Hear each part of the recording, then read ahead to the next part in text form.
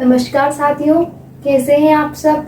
आज अपन पढ़ेंगे वाणिज्यवाद। वाणिज्यवाद क्या है, वाणिज्यवाद के क्या कारण थे, इसके क्या परिणाम थे, इसका पतन कैसे हुआ, इन सब के बारे में जानेंगे। तो वाणिज्यवाद क्या था। वाणिज्यवाद शब्द यह एक विचारधारा थी जो कि कुछ विद्वानों द्वारा माने जाते हैं कि यह 14वीं शताब्दी में इसका प्रारंभ हुआ था, किंतु कुछ का मत है कि इसका प्रारंभ 15वीं व 16वीं शताब्दी में हुआ था, और सर्वमान्य मत भी यही है कि इसका प्रारंभ 16वीं व 17वीं शताब्दी माना जाता है।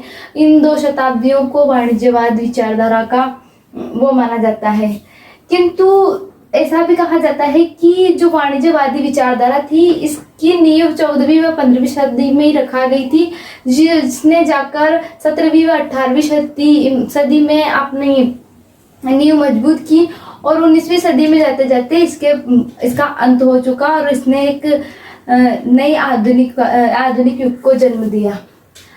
वाणिज्यवाद शब्द का अपन देखें तो वाणिज्यवाद शब्द का सर्वप्रथम प्रयोग स्कॉटलैंड के अर्थशास्त्री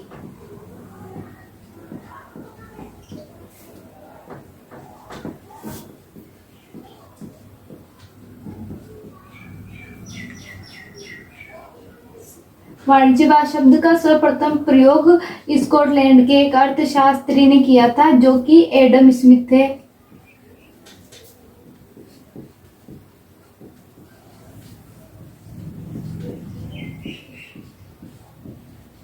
एडम स्मिथ ने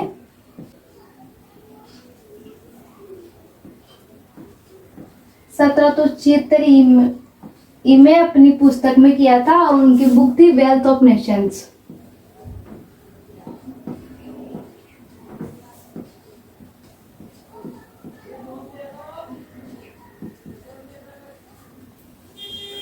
तो वाणिज्यवाद शब्द का सर्वप्रथम प्रयोग किसने किया था, तो जो स्कॉटलैंड के एक अर्थशास्त्री थे एडम स्मिथ, जिन्होंने अर्थव्यवस्था पर अपनी काफी राय दी है। उन्होंने अपनी पुस्तक वेल्थ ऑफ नेशंस में 1776 में वाणिज्यवाद शब्द का प्रयोग किया है, तथा उस पुस्तक में इन्होंने वाणिज्यवाद की बहुत कटु आलोचना की है।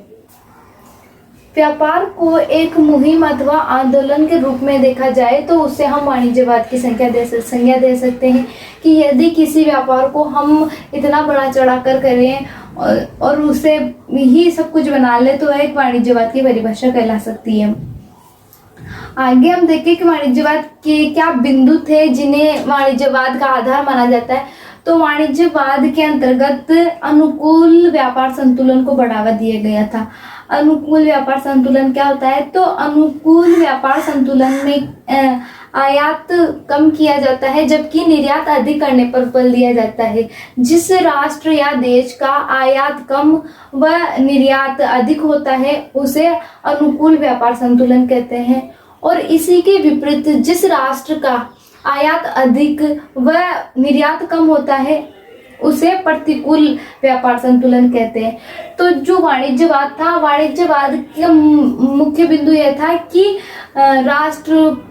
सभी राष्ट्र ऐसा करें कि अनुकूल व्यापार संतुलन को बढ़ावा दें, अधिक से अधिक सोना चांदी वगैरह को एकत्रित करें। यदि किसी राष्ट्र में सोना चांदी के परंपरागत साधन अर्थात खाने वगैरह नहीं है, खाने खजाने नहीं है, तो वह व्यापार के माध्यम से या किसी भी माध्यम से जो सोना चांदी जो धातु थे उन्हें एकत्रित करें, जिससे कि वह राष्ट्र अमीर की गिनती में आ सके। आगे जाकर इस विचारधारा का खंडन अवश्य हुआ। यह माना गया कि किसी भी राष्ट्र को विकास के लिए सोने चांदी की जरूरत नहीं है, और किसी भी उद्योग धंधे के लिए सोने चांदी की अपेक्षा लोहा कोयले की अधिक आवश्यकता होती है। किंतु उस समय वाणिज्यवाद का जो मुख्य आधार और मुख्य बिंदु थे वह यही थे कि देश को अधिक से अधिक सोने चांदी एकत्रित करना चाहिए।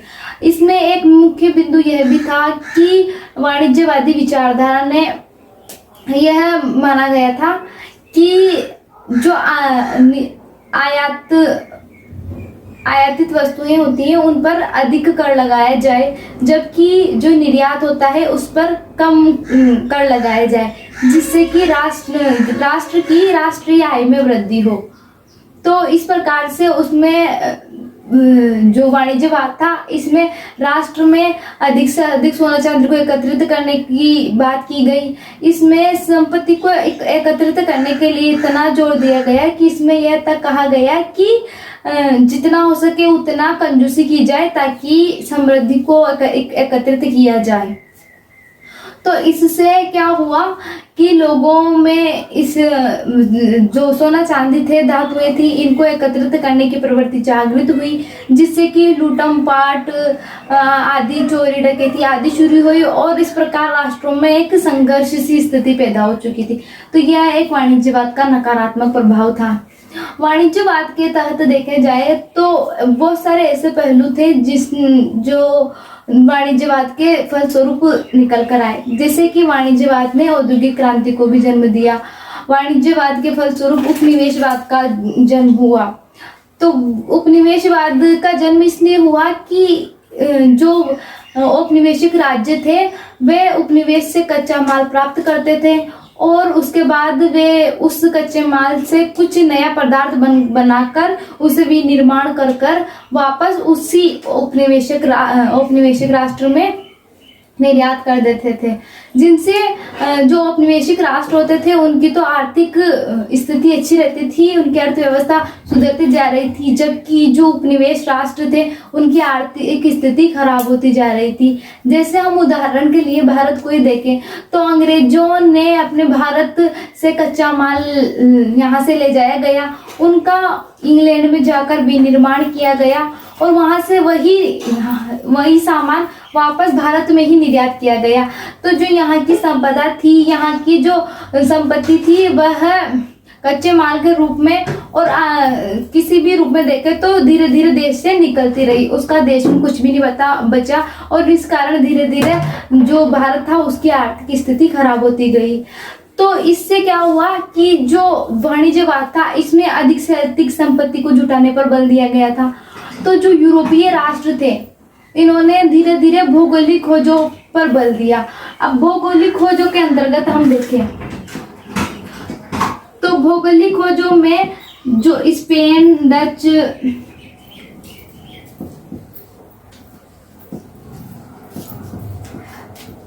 डच, इंग्लैंड आदि ने नए भौगोलिक खोजें कर करके उनमें उन देशों में अपने उपनिवेश स्थापित किए। जैसे कि वास्को डी गामा ने भारत की खोज की और इस प्रकार इन्होंने जो यूरोपीय देश थे इन्होंने अमेरिका, अफ्रीका, ऑस्ट्रेलिया, इंडिया आदि पर अपने जो उपनिवेश स्थापित किए, क्योंकि उपनिवेशों के माध्यम से यह खुद की अर्थव्यवस्था सुधारना चाहते थे। यहाँ से कच्चा माल ले जाते थे और उस माल को विनिर्माण करके वापस यहीं भेजते थे। अब भौगोलिक खोज कैसे हुई तो शुरू में जो भौगोलिक खोज के लिए निकले थे वो इसलिए नहीं निकले थे कि हमें वहां जाकर वाणिज्य या व्यापार करना है, वहां पर जाकर उपनिवेश स्थापित करना है। वो इसलिए निकले थे कि पहले या तो लोग धर्म का प्रचार प्रसार के लिए पोप की सलाह से बाहर जाते थे या फिर राजा की राय के ऊपर, राजा के आदेश के ऊपर व्यापार करने जाते थे। तो इस प्रकार लोगों ने या तो धर्म के प्रसार के लिए सामुद्रिक मार्ग के माध्यम से नई भौगोलिक खोजें की या फिर व्यापार के माध्यम से राजा के आदेश पर की। तो जो शुरू में भारत में पुर्तगाली आए थे वह भी धर्म का प्रचार प्रसार करने ही आए थे, किंतु वह धीरे धीरे जो यहाँ पर भारत में सोना बहुत अधिक था तो भारत की शोहरत से वो प्रभावित हुए और उन्होंने अपनी जेबें भरना शुरू कर दी। वह एक हाथ में भारत में तलवार लेके आए थे तो दूसरे हाथ में क्रॉस लेके आए थे, लेकिन उन्होंने जब भारत में इतना सोना देखा तो उन्होंने जो क्रॉस था उसे फेंक दिया और उस हाथ से अपनी जेबें भरना शुरू कर दी। किंतु ऐसा किसी लेखक ने कहा है कि जब एक हाथ से भी उनकी जेबें भराने में भारी हो गई तो उन्होंने तलवार भी फेंक दी और उसके बाद उन्होंने दोनों हाथों से अपनी जेबें भरना शुरू कर दी। और जबकि वह गए धर्म के प्रसार के लिए थे कि धर्म का प्रचार प्रसार करने गए हैं। तो किसी लेखक ने इसके लिए कहा है कि यह तो अध्यात्म पर अर्थ की जीत हो गई। अध्यात्म पर अर्थ की जीत। क्योंकि जो ये लोग गए थे वह धर्म के प्रचार प्रसार के लिए गए थे, न कि अर्थ के लिए। किंतु भारत में आकर उन्होंने भारत की वैभवताओं से इतने ज़्यादा वह प्रभावित हुए कि वह इस बात को भूल गए कि वह यहाँ धर्म का प्रचार प्रसार करने आए हैं, और वह जो है अपनी जेबें भरने में लग गए, वह यहाँ पर व्यापार करने लगे। कुछ व्यापार के माध्यम से राजा की इच्छा आते थे, तो वह भी भारत से इतने ज़्यादा प्रभावित हुए कि उन्होंने यहाँ से भारत को उपनिवेश बनाने की ही ठान ली और भारत को उपनिवेश बनाया तथा यहाँ को जितना ज़्यादा उनसे हो सका उतना ज़्यादा निचोड़ा। इसमें यह भी वाणिज्यवाद की यह भी प्रवृत्ति रही है कि जो इन्होंने जिन राष्ट्रों को उपनिवेश बनाया था उनको निचोड़ने में इन राष्ट्रों ने बिल्कुल भी कसर नहीं छोड़ी थी, औपनिवेशिक राज्यों ने। और औपनिवेशिक राज्यों के माध्यम से इनमें यूरोपीय देशों में खुद ही होड़ चल रही थी कि किसका कितना साम्राज्य है और किसका कितना साम्राज्य का विस्तार है। तो इस वजह से धीरे धीरे जो वाणिज्यवाद था उसने व्यापार बढ़ाने को प्रोत्साहन दिया कि व्यापार बढ़ेगा तो उससे संपत्ति आएगी, और जब संपत्ति आएगी तो इसके लालच में उन देशों ने अन्य देशों को अपने उपनिवेश बनाना प्रारंभ कर दिया और वहां पर निर्यात करके वहां की संपत्ति को लूटना बटोरना शुरू कर दिया। तो धीरे धीरे क्या हुआ कि इन राष्ट्रों में जब होड़ चलने लग गई तो फिर एक और नई विचारधारा आई और वह थी साम्राज्यवाद। इन राष्ट्रों में, यूरोपीय राष्ट्रों में ही चल रहा था कि मेरे पास इतना साम्राज्य, उसके पास इतना। तो धीरे धीरे इससे एक और बुराई उत्पन्न हुई, साम्राज्यवाद। तो फिर साम्राज्यवाद के लिए युद्ध लड़ाइयाँ होने लगी और इसके जो मुख्य पहले इसका परिणाम निकला कि उपनिवेशवाद को जन्म मिला। दूसरा इसका परिणाम निकला उपनिवेशवाद से साम्राज्यवाद की स्थापना हुई। तो फिर साम्राज्यवाद जब नई विचारधारा निकली जिसमें सारे यूरोपीय देश अपने साम्राज्य का विस्तार करने में जुट चुके थे, तो इन कारणों ने फिर 2 विश्व युद्धों की भूमिका तैयार की और 2 विश्व युद्धों के मूल कारण बने साम्राज्यवाद व उपनिवेशवाद। तो इस प्रकार जो वाणिज्यवाद था इसके कई सारे ऐसे नकारात्मक पहलू हैं जिन्होंने विश्व में बहुत सारे परिवर्तन ला दिए। तो अब हम देखते हैं कि इसके कारण क्या थे, वाणिज्यवाद के कारण क्या थे। तो हम शुरू से विश्व इतिहास देखते आ रहे हैं, उन्हीं कारणों ने जो पुनर्जागरण था इसकी, जो वाणिज्यवाद था इसकी भूमिका को तैयार की। इसका प्रथम कारण था पुनर्जागरण। दूसरा कारण था इसका धर्म सुधार आंदोलन।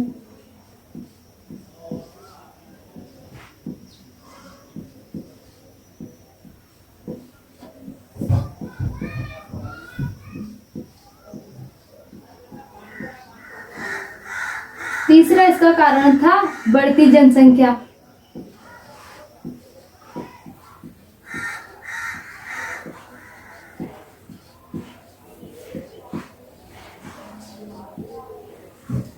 और इसका चौथा कारण था राजनीतिक विचारधारा में स्वतंत्रता।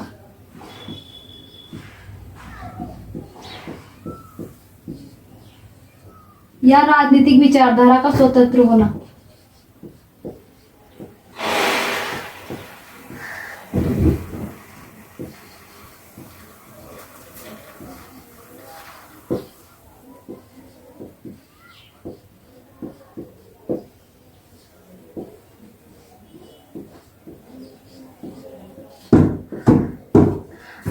तो हम इसके कारण देखें कि वाणिज्यवाद के कारण क्या थे। तो इसका पहला कारण था पुनर्जागरण। पुनर्जागरण ने किस प्रकार वाणिज्यवाद की भूमिका तैयार की, तो हमने पढ़ा था कि पहले वीडियो में, हमने फर्स्ट वीडियो में देखा था कि पुनर्जागरण में जो थी वह पारलौकिकता पर बल न देकर कर इहलौकिकता की बात की गई थी, जिससे मानववाद व व्यक्तिवाद का जन्म हुआ था। और मानववाद और व्यक्तिवाद की बात की जाए तो व्यक्तिवाद में व्यक्ति के विचारों व उसके निजी फैसलों की उसे स्वतंत्रता दी गई थी। वहीं मानववाद में मानव की सुख सुविधा पर ध्यान दिया गया था। कि मैंने एक उदाहरण देके भी बताया था कि वहाँ पर जब इमारत बनाई जाती थी तो पहले चर्च को देखकर बनाई जाती थी कि वो चर्च जैसी होनी चाहिए, किंतु पुनर्जागरण में इस विचारधारा का खंडन करते हुए यह कहा गया है कि इमारत ऐसी होनी चाहिए जिसमें व्यक्ति को आराम मिल सके, न कि वह चर्च जैसी दिखनी हो। अपने आराम के अनुसार, अपने मानव के कंफर्टेबल के अनुसार उसका निर्माण होना चाहिए। तो जो मानव था वह सुख सुविधा की ओर बढ़ने लगा। सुख सुविधा समृद्धि से आती है और समृद्धि वही आ जाके उसने एक तरह से वाणिज्यवाद को जन्म दिया। अब दूसरा हम देखें कि धर्म सुधार आंदोलन। तो उस समय हमने धर्म सुधार आंदोलन में पढ़ा था कि जो चर्च व्यवस्था थी उसने आर्थिक, राजनीतिक, सामाजिक सभी क्षेत्रों में अपना आधिपत्य कर रखा था। तो जो धर्म सुधार आंदोलन था तो प्रोटेस्टेंटों ने इसका विरोध किया था और चर्च की शक्ति को सीमित किया था, कैथोलिक चर्च की शक्ति को सीमित किया था। और उन्होंने इसमें भी जो पुनर्जागरण की तरह ही इसके समकक्षी यह बोला था कि व्यक्ति किसी भी पोप की सहायता से उसे ईश्वर प्राप्त नहीं हो सकता। पोप कोई ईश्वर का दूत नहीं है। मानव भौतिक रूप से पृथ्वी पर सुख पा सकता है, वह कोई अन्य शक्ति के अधीन नहीं है, वह कोई नरक स्वर्ग में नहीं जाएगा। इस विचारधारा का समर्थन किया था धर्म सुधार आंदोलन ने, और जो पारंपरिक आडंबर कुरीतियां चल रही थी उनका विरोध किया था। तो इस प्रकार जो धर्म सुधार आंदोलन था इसमें भी इहलौकिकता पर बल दिया गया और पारलौकिकता को की जो बात थी उसका खंडन किया गया और इहलौकिकता पर बल दिया। तो मानव की भौतिक सुविधाओं पर अधिक ध्यान दिया गया और इसने वाणिज्यवाद को प्रोत्साहन दिया और इसके वाणिज्यवाद के उत्पन्न होने का एक कारण बना। तीसरा हम देखते हैं बढ़ती जनसंख्या। तो किसी भी राष्ट्र की जनसंख्या ज्यादा होना उस राष्ट्र के लिए बहुत अच्छी वो मानी जाती है, क्योंकि जिस राष्ट्र की जनसंख्या अधिक होती है, जिस राष्ट्र में युवा अधिक होते हैं, वहाँ सैनिक वर्ग होता है, वहाँ श्रमिकों की कमी नहीं आती है और वह धीरे धीरे एक वाणिज्यवाद को प्रोत्साहन मिलता है। क्योंकि जब वाणिज्यवाद आया तो लोगों में व्यापार करने के लिए श्रमिकों की आवश्यकता हुई, सैनिक, मजदूरों आदि की आवश्यकता होती है और वह कब पूर्ण होगी, जब राष्ट्र में इतनी जनसंख्या हो कि वह ये सब कर सके। तो जो बढ़ती जनसंख्या, यूरोप में जो धीरे धीरे जनसंख्या का विस्तार हो रहा था, जनसंख्या बढ़ रही थी, इसने वाणिज्यवाद को जन्म दिया। चौथा हम इसका कारण देखिए तो इसका चौथा कारण है राजनीतिक विचारधारा का स्वतंत्र होना। तो हमने पढ़ा था कि जब धर्म सुधार आंदोलन हुआ था तो उसमें जो राजा हुआ करते थे उनके ऊपर पोप का आधिपत्य होता था। पोप उनसे उनकी जो मनचाहे काम करवा सकते थे, लेकिन धर्म सुधार आंदोलन में इसका विरोध किया गया और पोप चर्च को बिल्कुल अलग किया गया व राज्य के राजा को अलग किया गया। वहाँ की राजनीतिकता को स्वतंत्र किया गया। तो राजा अब बिल्कुल स्वतंत्र था, वह मनचाहे जैसे व्यापार कर रहे थे, वह राज्य को लेकर अपने फैसले खुद ले रहा था।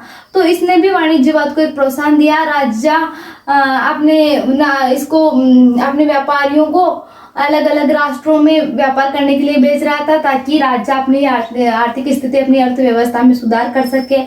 तो इस प्रकार इन कारणों की वजह से वाणिज्यवाद को प्रोत्साहन मिला। तो इसी कड़ी में हम आगे बढ़ते हैं वाणिज्यवाद के परिणाम। तो इसके क्या क्या परिणाम थे? वाणिज्यवाद के परिणाम में देखें तो मैंने अभी थोड़ी देर पहले चर्चा की थी कि वाणिज्यवाद के परिणाम स्वरूप जो एक बुराई आई थी वह थी उपनिवेशवाद।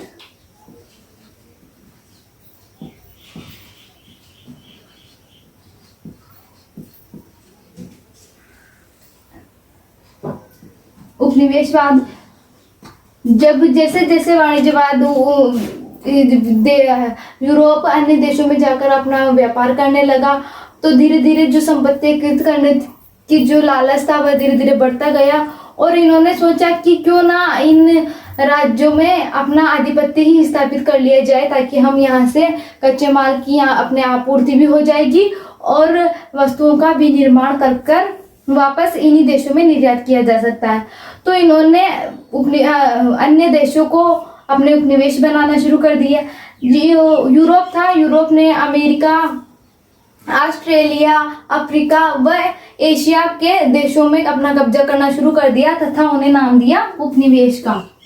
तो इस वजह से इसे उपनिवेशवाद को प्रोत्साहन मिला।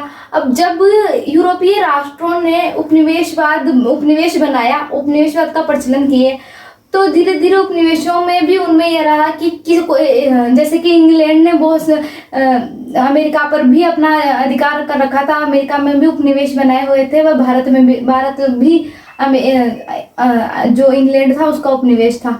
इस प्रकार उसके लिए कहा जाता था कि इंग्लैंड में कभी सूर्यास्त नहीं होता, जब इधर अस्त होता है तो इधर उदय हो जाता है। तो और राष्ट्रों में भी यह भावना प्रबल हुई और उन्होंने भी अपना साम्राज्य बढ़ाना चाहा कि इंग्लैंड का इतना साम्राज्य है तो अपना क्यों नहीं। तो जो उपनिवेशवाद था, इसके परिणाम स्वरूप साम्राज्यवाद एक नई विचारधारा आई, जिसमें इन राष्ट्रों ने अपने साम्राज्य का विस्तार करना चाहा। साम्राज्यवाद। इसका दूसरा कारण देखें तो इसका दूसरा कारण था औद्योगिक क्रांति या फिर मध्य वर्ग का उदय।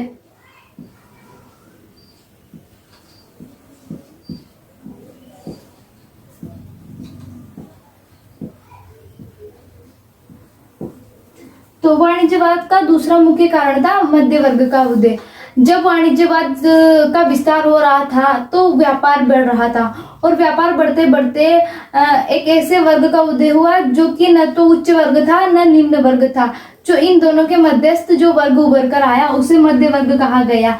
जो उच्च वर्ग थे वह निम्न वर्ग का शोषण करते थे, और इसलिए न तो ये इतने उच्च थे कि ये उच्च वर्ग में शामिल हो सके, और न ये इनकी आर्थिक स्थिति ऐसी थी कि ये निम्न वर्ग में आ सके। उस समय निम्न वर्ग में जो आने वाले वर्ग थे वह किसान, कारीगर, हस्तशिल्पी वगैरह आते थे। तो यह एक मध्य वर्ग का उदय हुआ, इसका यह दूसरा परिणाम था। इसका तीसरा परिणाम था औद्योगिक क्रांति।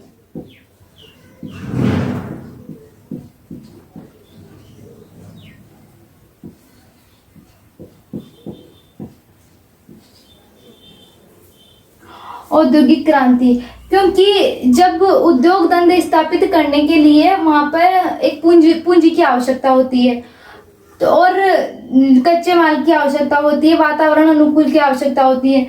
तो जो कच्चे माल की आपूर्ति हो रही थी यूरोपीय देशों को, वह उनके उपनिवेशों से प्राप्त हो रही थी।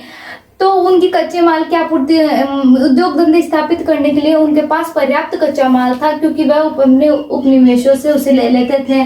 और इन्होंने वाणिज्यवाद के तहत पूंजी काफी एकत्रित कर ली थी। तो उसके बाद इन्होंने नए मशीनीकरण का युग आया। औद्योगिक क्रांति का परिणाम था मशीनीकरण।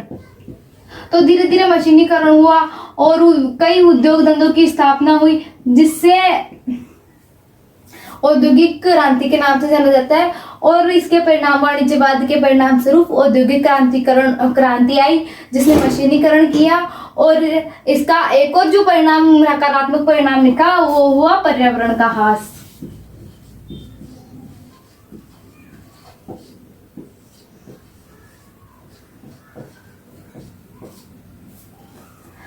हम इसका चौथा कारण देखें तो इसमें मध्य वर्ग का उदय हो गया, और इसमें चौथा कारण देखें तो भौगोलिक खोजें।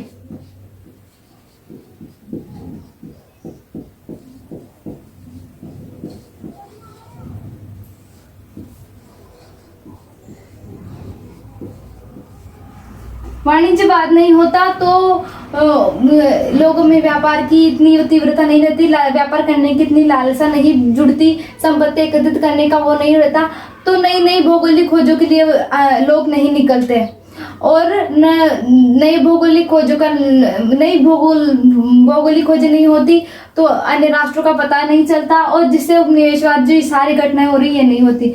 तो इसमें इसका यह मुख्य परिणाम था कि इसने और विस्तार करने के लिए, इधर जाते हैं इधर को कोई कुछ राष्ट्र हो या ऐसे हो, तो इन्होंने धीरे धीरे अपना विस्तार करना शुरू किया और नए नए भौगोलिक खोजें किए, वहां पर अपने उपनिवेश स्थापित किए तथा अपने व्यापार को बढ़ाया। में हम देखते हैं कि वाणिज्यवाद की सीमाएं क्या थी। तो वाणिज्यवाद की सीमाओं में हम पहले देखते हैं कि इसमें संकुचित राष्ट्रीयता को बल दिया गया था। संकुचित राष्ट्रीयता अर्थात इसमें एक राष्ट्र की समृद्धि की बात कही गई थी। तो वही दूसरे राष्ट्र के प्रति ये कहा गया था कि मतलब किसी अपने पद को बढ़ाने के लिए दूसरे राष्ट्र को गिराना इस की सीमाएं उनके अंतर्गत था।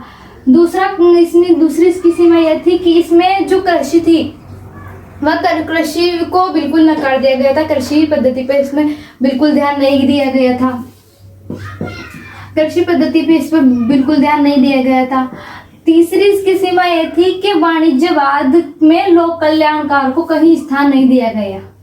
लोक कल्याणकारी योजनाएं या फिर ऐसा कुछ भी लोक कल्याणकार पे ध्यान नहीं दिया गया। इसकी चौथी ओर देखें तो इसमें सिर्फ सोना चांदी को अधिक महत्व दिया गया था। सोना चांदी को इतना ज्यादा महत्व दिया गया था कि इनके संग्रह करने में लोगों ने बिल्कुल कमी नहीं छोड़ी थी। उन्होंने जो नैतिकता को तक नजरअंदाज कर दिया था सोने चांदी को एकत्रित करने में। जबकि आगे जाकर यह साबित हुआ कि किसी भी राष्ट्र के उद्योग धंधों को बढ़ावा देने के लिए या किसी भी राष्ट्र के उद्योग धंधों के विकास करने के लिए सोने चांदी की अपेक्षा लोहे कोयले की अधिक जरूरत होती है। यह बात इसके बाद में कही गई।